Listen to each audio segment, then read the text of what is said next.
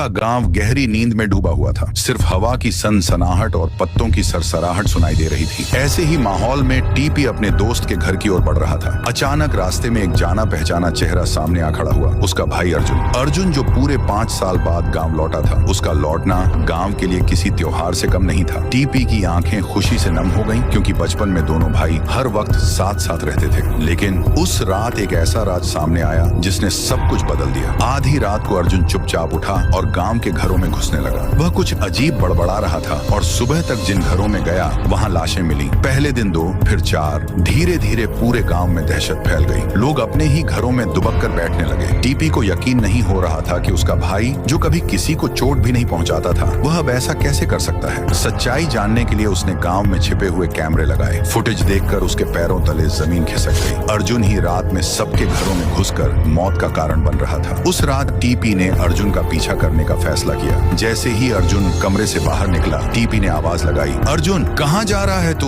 अर्जुन धीरे धीरे पलटा। उसकी आंखें खून जैसी लाल थीं, चेहरा पत्थर की तरह कठोर। टीपी डर के मारे बेहोश होकर गिर पड़ा। जब होश आया तो उसने खुद को एक सुनसान खंडहर में पाया। सामने अर्जुन खड़ा था। उसकी ठंडी आवाज गूंजी, टीपी तूने मुझे रोकने की कोशिश की, लेकिन अब मैं इंसान नहीं हूँ। अर्जुन ने बताया कि शहर में रहते हुए वह एक खतरनाक गैंग में फंस गया था। गैंग वालों ने उसे एक अजीब दवा दी थी जो उसे रात में बेकाबू कातिल मशीन बना देती थी। वही दवा उसे गांव वालों की जान लेने पर मजबूर करती थी। गैंग का असली मकसद था गांव को डराकर उसकी जमीन हड़प लेना। ये सुनकर टीपी का खून खौल उठा। उसने कहा, अर्जुन तूने अपने ही लोगों को मारा। ये गैंग की साजिश है और मैं इसे खत्म कर दूंगा। अर्जुन उसे रोकना चाहता था, मगर टीपी हार मानने वालों में से नहीं था। वह अर्जुन को पास के मंदिर ले गया। वहाँ सुना था कि एक पुराना ताबीज दुष्ट शक्तियों को खत्म कर सकता है। पुजारी ने अर्जुन को ताबीज पहनाया। अचानक अर्जुन जोर जोर से चीखने लगा। उसके शरीर से काला धुआं निकलने लगा और दवा का असर धीरे धीरे खत्म हो गया। अर्जुन जमीन पर गिर पड़ा और रोते हुए बोला, भाई मुझे माफ कर दो,